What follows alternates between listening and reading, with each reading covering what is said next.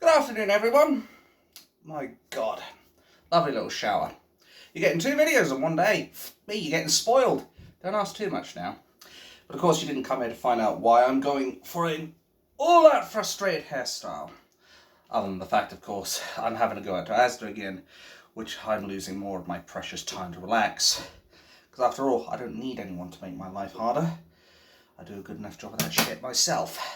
Now, unfortunately, it's not sticking out as much as I'd love to, because I'd like to do what I like to lovingly and affectionately call the frustrated hairstyle, so bollocks, I'll just have to settle for flat hair. Anyway, what I want to talk about is an article I saw regarding the Muslim and Jewish community.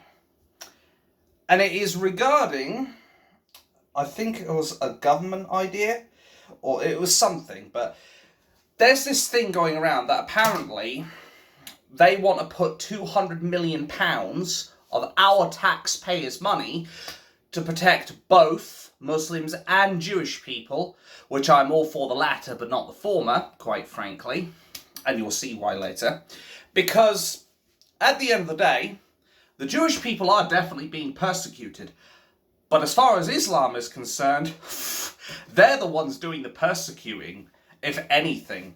Like, we've already established these days that Islam is responsible for 84% of all grooming crimes committed in the UK. 84% of all grooming gang crimes are committed by predominantly Pakistani Muslim men. And obviously Tommy Robinson has been doing a good job exposing that. Which, of course, they will try to say, we're the ones responsible, not Tommy Robinson, even though he was the one who was bringing it up in his local town of Luton. But I digress.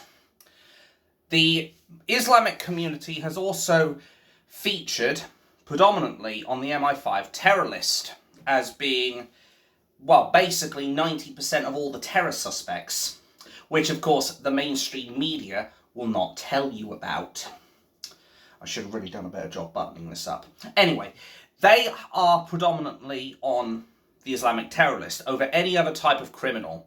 Now, I want you to bear that in mind when they start saying things like, we should have Muslims protected in our community. Now, if they were genuinely being persecuted, like, for example, old Whitey here was just going out onto the streets and just accusing any Tom, Dick and Harry of being a terrorist or calling them some kind of Islamic slur or what have you, then I'd, by all accounts, be up and against that.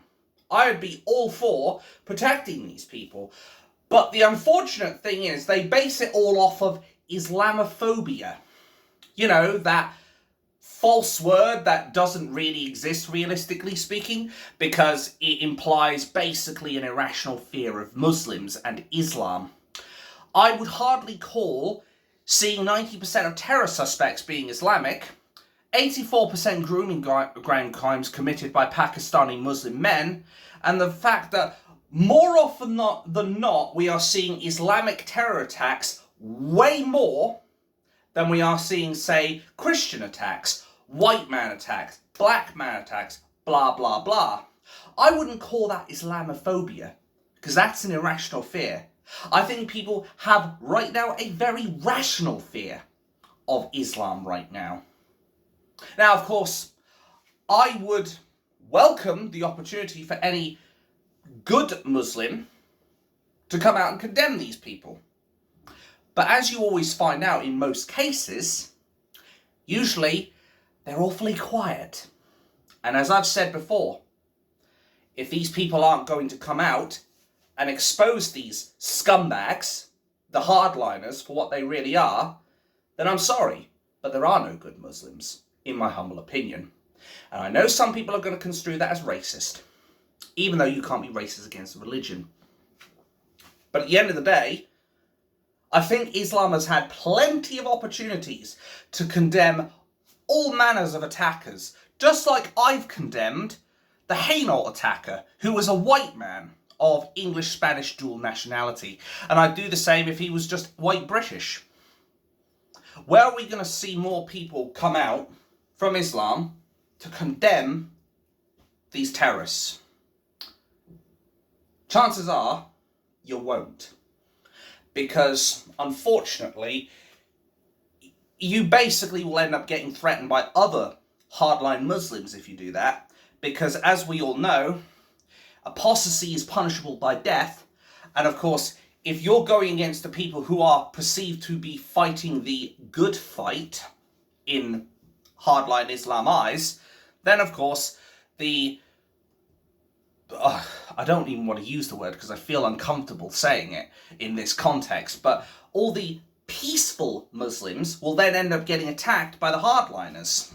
I mean, Syra Khan needs no introduction other than the fact that she was the second place person in series 1 of The Apprentice. She ended up leaving Islam, and look what happened to her. She received death threats.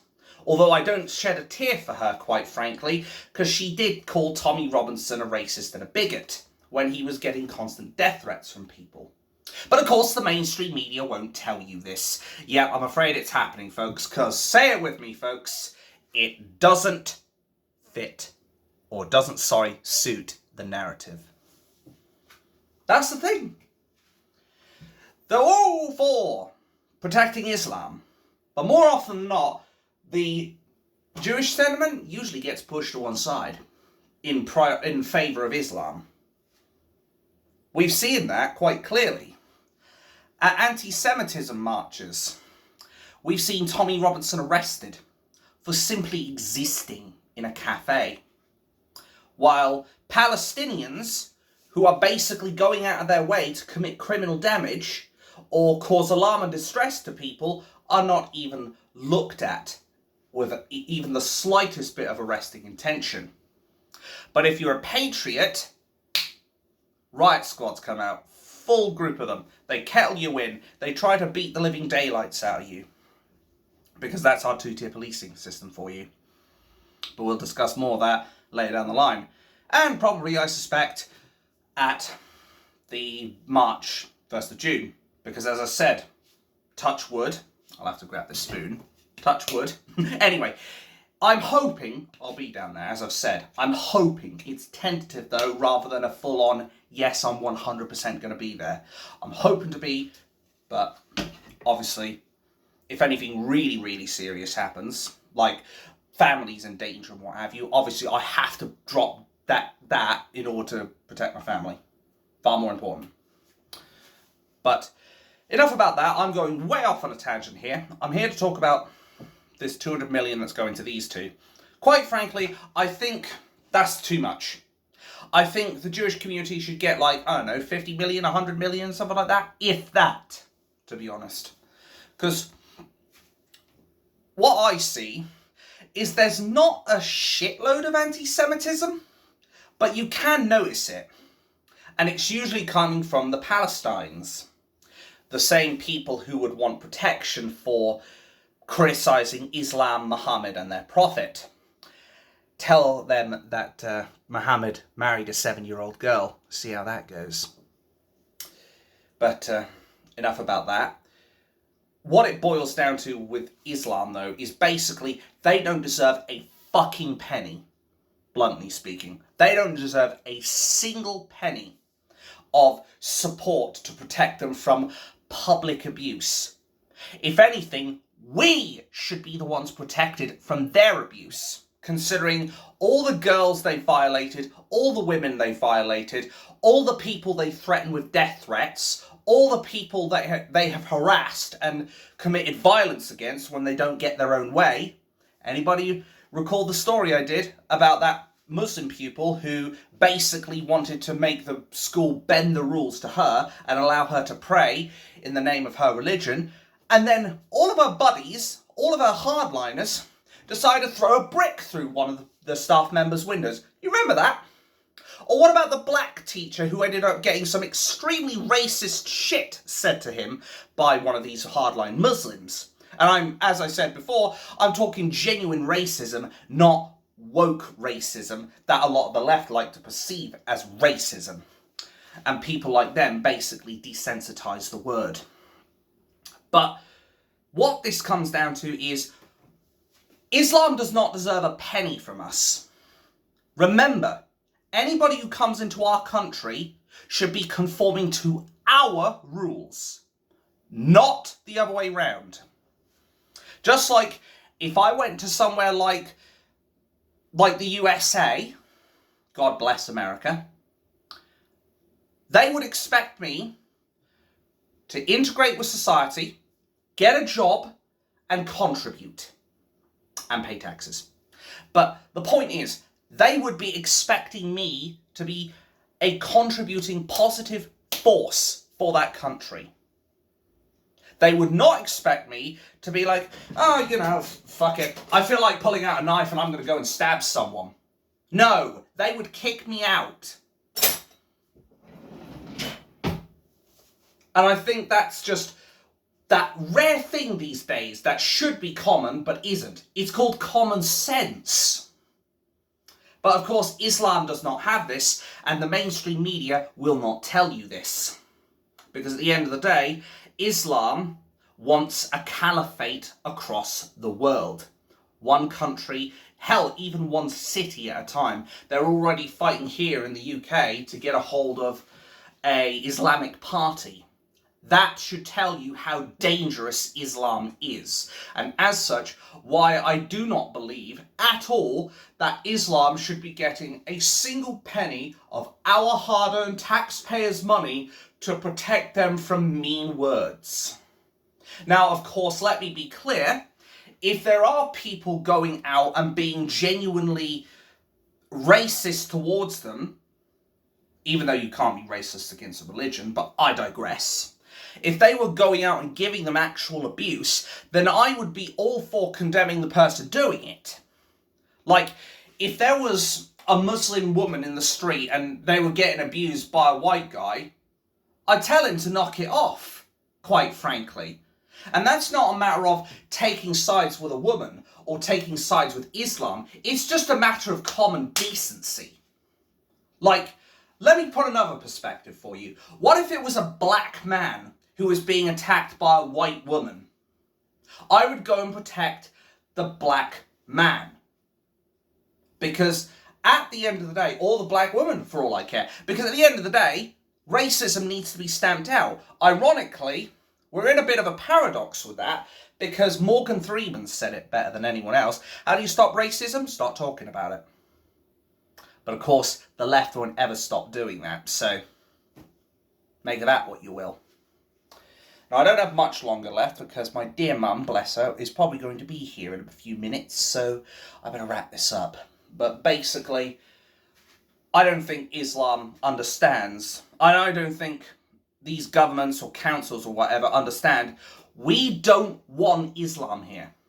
And Islam sure as shit does not deserve a single penny of that abuse fund, as it were. I probably would be hard-pressed to give even half of that to the Jewish community, because at least the Jewish community is actually being persecuted by the Palestinians. Whereas Islam isn't getting persecuted by anyone, they are persecuting themselves. And they are becoming a public enemy of ordinary people. Not even just ordinary Brits, but anybody with even the slightest shred of common sense. So at the end of the day, I'm all for protecting the Jewish people. If Islam was actually a bit more peaceful, and I mean that genuinely, and if Islam was actually more willing to integrate with society and they were actually paying in taxes, doing a decent job, not threatening our people, not going around constantly violating our women and children, I'd be all for giving them protection. But until such time as they can prove that they deserve that kind of thing, they ain't getting anything, the way I look at it, and they shouldn't get anything, quite frankly. And anybody with half a brain cell will agree with me on that. And you don't even need to do that much research. Just look at all the shit Islam's done over the last 10, 20 years. And it should be clear as crystal what the problem is right now.